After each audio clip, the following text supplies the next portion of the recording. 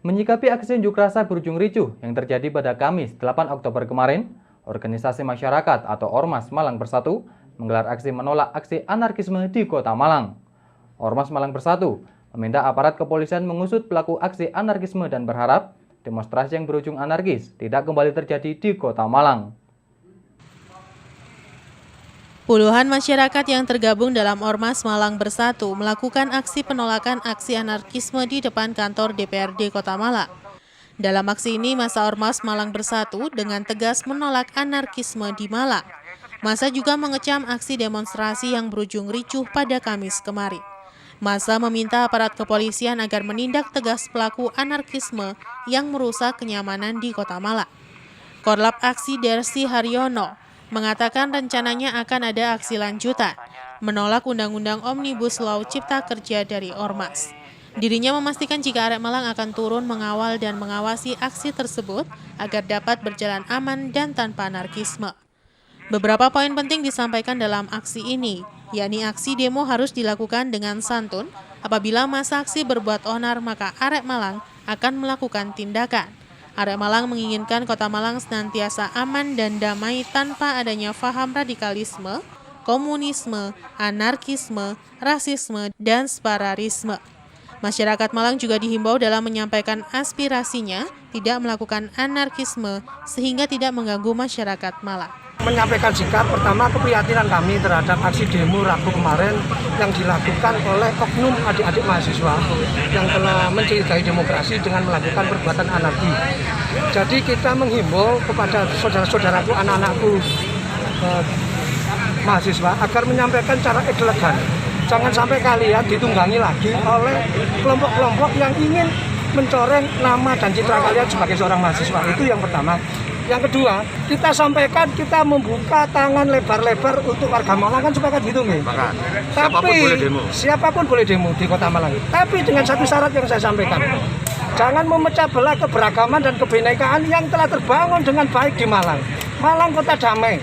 Jangan dicekoki dengan apapun namanya, separatisme, radikalisme, doktrin-doktrin agama. Bagi kami agama adalah percaya kepada Tuhan dan Maha Esa dan mau diatur oleh pemerintahan dan pemimpinnya yang ada di tingkat daerah maupun di tingkat pusat. Itu kewajiban kita sebagai seorang beragama. Kalau kita hidup tidak patuh pada pimpinan, kita ikut di negara mana? Semua negara ada pimpinannya. Jadi kalau mereka tanggal 13 menyampaikan aspirasi atau demo di Kota Malang, monggo silakan. Tapi jangan pernah mengotak-atik keberagaman, jangan menyinggung intoleransi, jangan diskriminasi, jangan menyudutkan pemerintahan. Dan jangan anarkis yang pasti. Jangan anarkis, itu yang perlu kita tegaskan. Karena apa? Kalau kalian ingin kekuasaan, ambil dan alihlah secara elegan dengan pilihan presiden dan seterusnya. Ini pilihan presiden sudah selesai. Maka mari bersama-sama kita bangun negeri ini. Ini aset yang ada di Kota Malang, kita yang miliki juga, kita bayar pajak. Masa katanya dirusak-rusak diri, kan itu. Simon Alfredo melaporkan. Kantor Dinas Sosial Kota Malang ditutup sementara dan pelayanan kepada masyarakat dilakukan melalui online. Penutupan kantor Dinas Sosial ini dilakukan usai ada pegawainya yang terindikasi terjangkit COVID-19 dan meninggal dunia. Per hari Senin kemarin, Kantor Dinas Sosial dan Pemberdayaan Perempuan Perlindungan Anak Pengendalian Penduduk dan Keluarga Berencana Kota Malang yang terletak di Jalan Ki Ageng Kribik, Kedung Kandang, nampak lengang dari aktivitas pelayanan kepada masyarakat. Pintu kantor nampak ditutup dan ditempel kertas pemberitahuan di pintu bertuliskan pelayanan Dinsos tutup sementara, proses sterilisasi sampai waktu yang belum ditentukan. Menurut Sekretaris Dinsos P3AP2KB, Pipit Triastuti mengatakan ditutupnya kantor hanya untuk pelayanan tatap muka. Hal ini dilakukan karena ada pegawai yang terindikasi terjangkit COVID-19 dan meninggal dunia. Selain itu, sebanyak 100 pegawai baik yang berada di kantor maupun di luar kantor juga langsung menjalani tes cepat COVID atau rapid test. Sedangkan kantor Dinas Sosial disterilisasi dengan penyemprotan disinfektan. Meskipun meniadakan pelayanan tatap muka, namun pihak Dinsos menggantinya dengan pelayanan secara daring atau online maupun pesan melalui WhatsApp. Hal ini agar pelayanan pada masyarakat tetap berjalan sembari menunggu hasil rapid test seluruh pegawai. Karena kita kan pelayanan untuk orang terlantar, gelandangan ya. Terus tadi juga ada semprotan juga gitu loh. Ini kenapa? Untuk mengamankan aja gitu loh. Jadi kalau misalnya di rapid test semua kan kita ketahuan hasilnya bagaimana. Nah, mungkin hasilnya hari nanti sore ini atau besok gitu. Bu, Kita jaga-jaga aja gitu. tertulis dalam waktu yang tidak ditentukan, kenapa Bu? Apakah karena habis ada yang kena atau bagaimana? Karena kan tidak ada waktu pasti, tidak seperti Yang sebelum-sebelumnya. menjawab kena enggaknya nanti dinkes ya. Kita nggak berkenan, cuman kita hari ini emang jadwalnya untuk rapid test gitu. Karena semua juga OPD yang lain kan di rapid test, kita belum gitu loh. Nah ini sambil waktu yang ditentukan, maksudnya nanti kita umumkan atau lewat online atau langsung. Nanti kita bikin produk baru supaya nggak berhubungan langsung, tapi tetap pelayanan berjalan. Itulah yang kami harapkan. Bu, sebelumnya ada informasi yang kena, apakah betul Bu? Sebelumnya ada informasi karena kena, Ada pegawai jadinya dinas yang kena. disterilisasi, disemprot gitu. Yang Apakah- ini terindikasi ada, makanya kita cepet-cepet sebelumnya nih ngambil tindakan untuk rapid semua gitu. Total ada berapa Bu yang dirapid Bu? Tadi itu sekitar berapa ya Mbak Marisa? Kita 60-100an lebih ya, 100 orang. Termasuk yang di camp-camp juga semua kita rapid gitu, yang mengurusin orang-orang terlantar di camp-camp itu di Liponsos itu. Ganti pelayanannya seperti apa Bu? Nanti bisa lewat online gitu loh. Jadi cukup dia WA nanti kita jawab, tapi tetap kita proses kita buat gitu. Bu, yang ada indikasi kena itu mulai kapan Bu diketahuinya Bu? Kemudian Kenapa? diambil tindakan. Yang tadi ada indikasi yang terkena COVID, kapan diketahuinya? Gini aja ya, kalau masalah itu saya nggak bisa ngomong. Nanti ada ibu kepala yang nangkep ibu kepala sekarang masih di balai kota. Simon Alfredo melaporkan.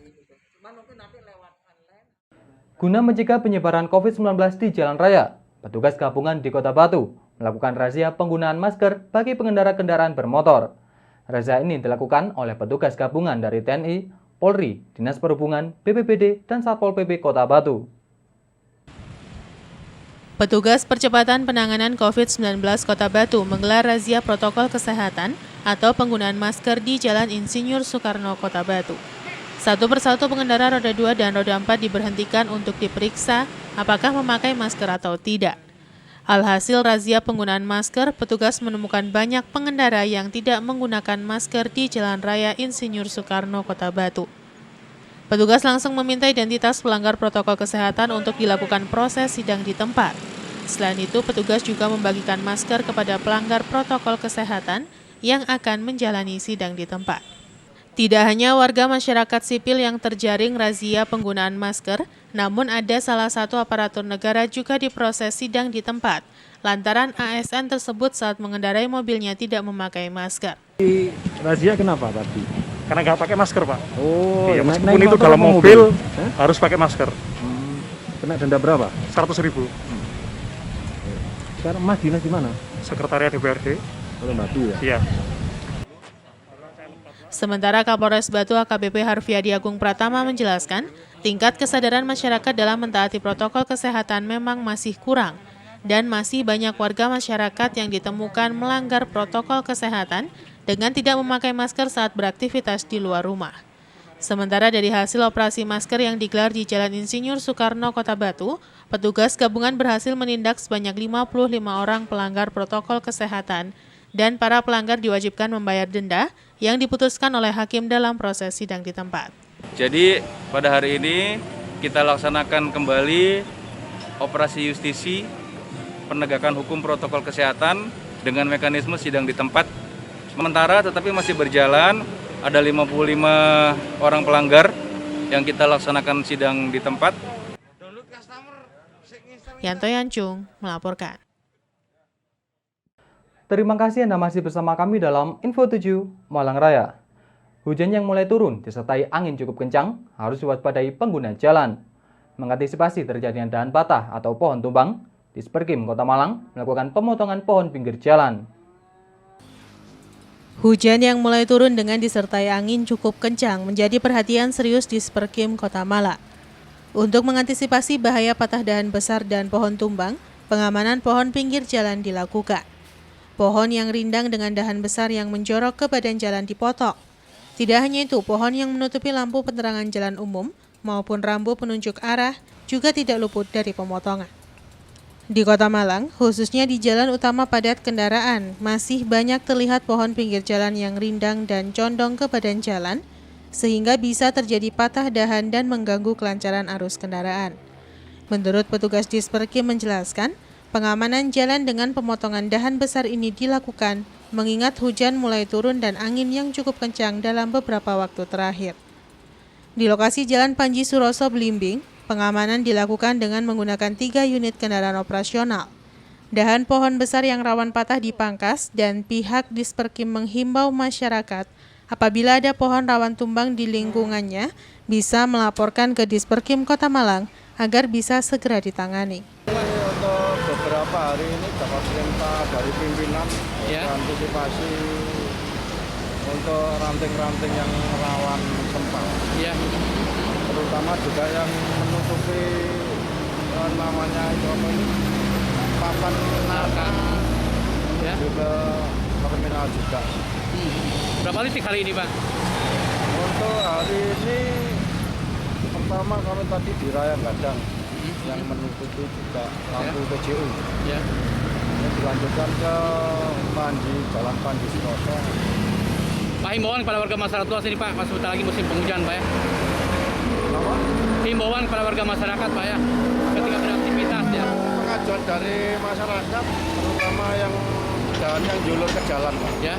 Jadi kalau masyarakat ada pengaduan langsung ke DKP, ke DL, Pak ya. Langsung menunjukkan foto lokasi, ya. Pohonnya apa, jalan apa, langsung menuju ke kantor DLH. Biar segera ada penanganan, Pak ya. Iwan Dikmawan melaporkan. Mulai berkurangnya ketersediaan apel siap panen di tingkat petani, berdampak pada naiknya harga apel. Setelah sempat turun, kini harga apel berada di kisaran Rp9.000 per kilogram untuk kualitas bagus. Hujan yang mulai turun dan angin bertiup cukup kencang dalam beberapa waktu terakhir berdampak pada menurunnya volume hasil panen. Tanaman apel cukup banyak yang mengalami rontok bunga dan juga apel kecil. Kondisi ini terjadi sudah sejak beberapa waktu yang lalu akibat terkendala cuaca. Ketersediaan apel siap panen di tingkat petani mempengaruhi harga jual. Ketika stok terbatas, maka biasanya harga akan merangkak naik. Dan sebaliknya, ketika panen melimpah, harga mengalami penurunan. Saat ini harga apel berada di kisaran 9 ribuan untuk jenis mana lagi dengan kualitas bagus. Dan apel ana 8.500 per kilogram, serta harga ini bisa kembali naik dan bahkan bisa turun kembali. Menurut salah seorang petani setempat menjelaskan, harga apel turun naik akibat banyak faktor. Salah satunya turun ketika panen bersamaan dengan musim buah-buahan lainnya dan melimpah di pasaran. Di lokasi kawasan kebun apel di Tulungrejo Bumiaji, terlihat cukup banyak buah apel yang terserang penyakit lalat buah atau mata ayam, sehingga menurunkan kualitas apel dan bahkan mengurangi volume hasil panen karena apel membusuk dan akhirnya rontok. Kalau di waktu kembang ada angin ya bagus, kalau tidak ada angin mendung itu jelek. Ya penyemprotan ada gang satu hari penyemprotan. Tapi kan banyak juga, Pak, yang rontok bunganya kadang-kadang, Pak. Ya bunga yang rontok itu sudah tua. Kalau kena hujan kabut itu ya bosok-bosok itu. Busuk, Pak ya?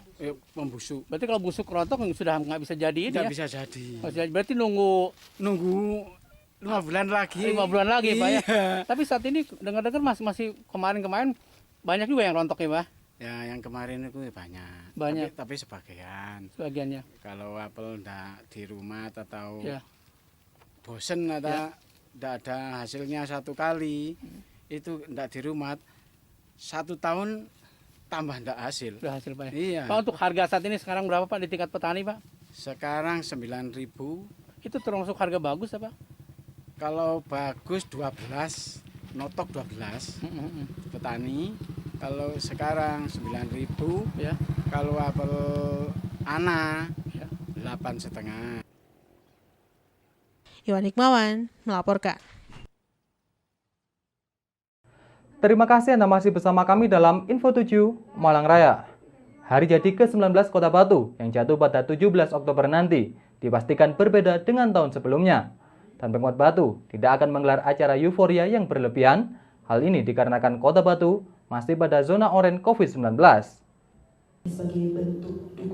Bertempat di ruang Rupatama Balai Kota Among Tani, Kota Batu, Wali Kota beserta sejumlah kepala dinas di lingkungan pemerintah Kota Batu melaksanakan rapat koordinasi terkait pembahasan pelaksanaan Hari Jadi Kota Batu ke-19. Peringatan Hari Jadi Kota Batu rencananya mencoba lebih ditekankan pada peningkatan kunjungan wisata dengan cara lain, yaitu pemecahan rekor muri lukisan abstrak sepanjang 3x19 meter letaknya di Gor Gajah Mada. Adapun rangkaian hari ulang tahun Kota Batu ke-19 yang akan digelar lebih pada pemulihan ekonomi sektor pariwisata diadaptasi kebiasaan baru. Pada 17 Oktober ada upacara serta penanaman pohon. Konsep penanamannya satu nama satu pohon. Acara dilakukan serentak pukul 10.00 di wilayah Kota Batu. Pada malam harinya juga ada gelaran wayang kulit secara virtual. Lokasi pelaksanaan di Rumah Dinas Wali Kota Batu. Sedangkan tanggal 18 Oktober ada lomba layang-layang. Area lomba adalah di Jalibar, Desa Oro-Oro Ombok. Wakil Wali Kota Batu menjelaskan, acara rekor muri ini diagendakan 20 Oktober dan di luar acara besar. Agenda hari ulang tahun Kota Batu digelar normal. Rangkaian acara dimulai pada 16 Oktober dengan agenda ziarah makam ke mantan pimpinan Kota Batu, yakni Wali Kota pertama Imam Kabul dan Wali Kota kedua Hudori, serta Ketua DPRD Kota Batu pertama Mas Huri. Banyaknya perbedaan peringatan Hari Jadi Kota Batu dengan tahun sebelumnya, pemerintah Kota Batu berharap untuk warga masyarakat Batu bisa memaklumi hal ini karena kondisi pandemi COVID-19 masih belum berakhir. Pembahasan terkait dengan persiapan hari Kamis besok kita pelemparan RAPBD 2021. Yang pertama itu, yang kedua kita pelemparan perda pemecahan kecamatan, desa maupun kelurahan, dan yang ketiga yaitu persiapan hari jadi ke-19 pemerintah Kota Batu. Untuk hari jadi itu ada 13 item yang akan dilaksanakan, yang dimulai tanggal 14 Oktober hari Rebu besok sampai dengan tanggal 13 sampai tanggal 28 Oktober. Di antaranya yaitu nanti pada saat hari Jumat, ini yang benar ya. Hari Jumat itu ada ziarah kubur. Ini diantaranya kita datangi yaitu ke makam Wali Kota pertama Pak Haji Imam Kabul, Wali Kota kedua Pak Kudori, maupun ke Ketua DPRD Kota Batu, ke Pak Mas Huri. Itu Mas Huri. Ada lagi tanggal 17-nya ada peringatan upacara sekaligus digabung dengan peringatan hari jadi provinsi, di mana pada saat tanggal 17 itu setelah upacara kita akan melaksanakan penanaman pohon satu nama satu pohon serentak di Kota Batu dengan harapan debit air ini akan kembali seperti semula. Yang kedua, ada tanggung jawab. Kalau saya nanam pohon di Jalan Panglima Sudirman, setiap hari saya lewati, saya lihat tanamannya butuh disiram, butuh apa. Ini kita tahu. Ini tidak hanya terus seluruh kecamatan dan 24 desa kelurahan ini juga dilakukan serentak jam 10. Malamnya yang biasanya kita pada saat peringatan HUT hari jadi ini kan banyak agenda ya. Malamnya kita adakan pagelaran wayang kulit tetapi secara virtual. Secara virtual di Rumah Dinas Wali Kota. Dan masih ada acara yang lain, diantaranya ada layang-layang tanggal Minggu 18, layang-layang hias. Ini sudah ada yang daftar dari Tuban, layang-layang panjangnya 100 meter. Nah, cuma nanti kita karena tempatnya di Sultan Hasan Halim, kira-kira bisa naik apa enggak itu masih itu tanggal 18 sampai 25. Tanggal gelar lukis abstrak spektakuler memecahkan rekor dunia lukisan terpanjang. Ini tanggal 20 Oktober. Berikutnya diskusi budaya ini tanggal 22 sampai 4 dan ditutup oleh Kongres Budaya ini nanti tanggal 28. Ini masih banyak agenda-agenda yang kita lakukan terutama di bulan Oktober bersamaan dengan hari jadi Kota Batu yang ke-19. Yanto Yanjung melaporkan.